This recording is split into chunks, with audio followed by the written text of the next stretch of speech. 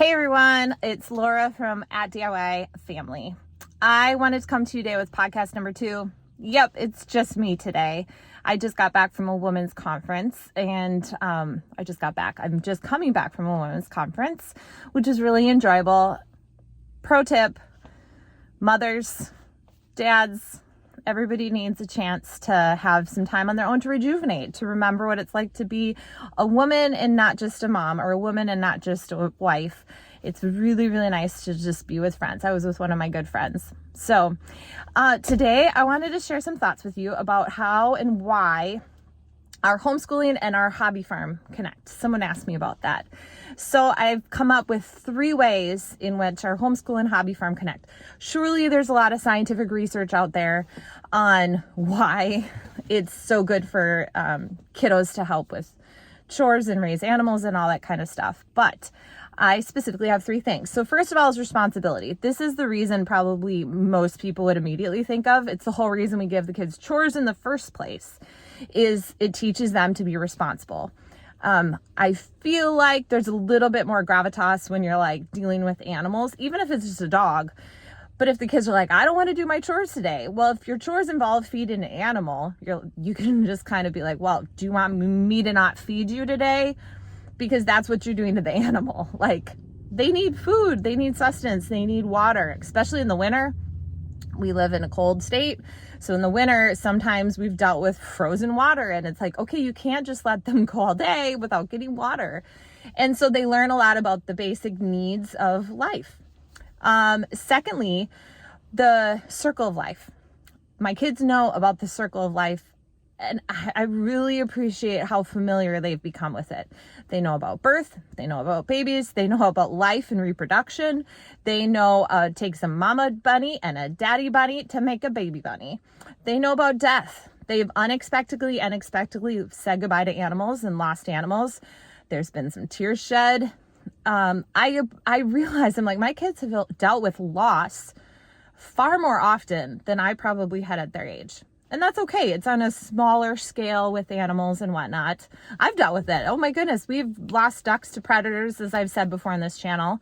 And it's kind of a bummer. It's like, oh, they're my buddies, and I remember when. And with the circle of life and the hobby farm, one of the other things we do is like we do maple syrup in March.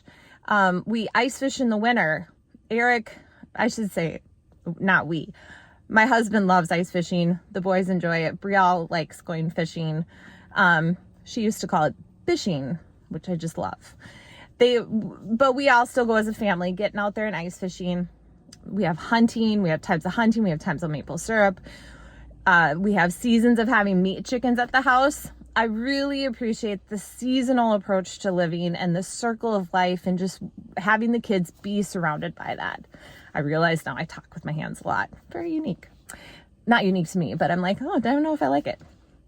So the third thing is that it teaches the kids to, having a hobby farm, we raise chickens, rabbits, and ducks. Having a hobby farm, it teaches them to find problems and solve them.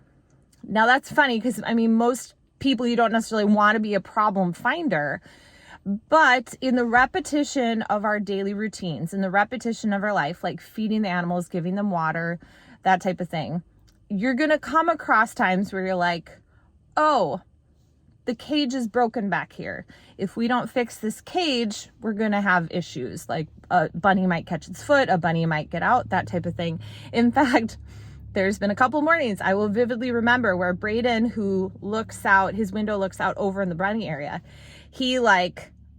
I'm trying to think. I feel like I heard him kind of like scream, not super bad scream, but give out a shout and like run down. And he's like, the bunnies are out, the bunnies are out. And there's been at least 2 or 3 mornings where he looks out and he sees these fluffy little things and bursts of color just running everywhere. We're like, what in the world is happening?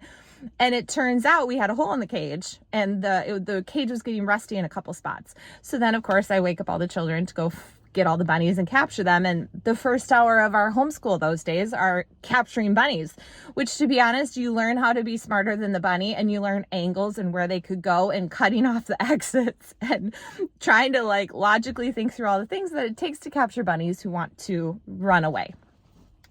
So finding those problems of like, oh, there is a potential, like we're having a buildup of poo in an area. It needs to be cleaned because otherwise it's just going to create problems. We need to have the water's freezing. Can we find a solution to the freezing water?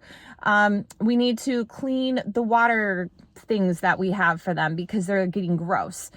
And so I often do that, like especially a few years ago when the boys were doing chores. I knew they weren't at the point where they would be able to kind of think through some of those problems, but as they get older, Eric and I are often like, now notice this is something that needs to be addressed. This is something that needs to be addressed. So now when they come in from chores, I often say, is there anything that I need to know about? And because of the way some of our food and water systems are right now, I'm the one who's usually, I or Eric need to bring out the water or bring out the food because the kids can't quite handle the weight of it. And so that's where when I say, hey, how are the animals? Do I need to know anything? That's when they need to tell me, like, oh, the animals need this, the animals need that. Oh, we need more alfalfa in the bin, or we need more food, that type of thing. So yeah, those are the 3 things that I think homesteading and having a hobby farm, how they benefit our homeschool and how homeschool benefits that and what the kids are learning. They're learning responsibility, taking care of things. They're learning the circle of life and just some of the seasonal aspects to it. And they are learning how to find problems and resolve them. At least we're working on it. So anyway, I hope you're having a great fall. I hope you're having a great day.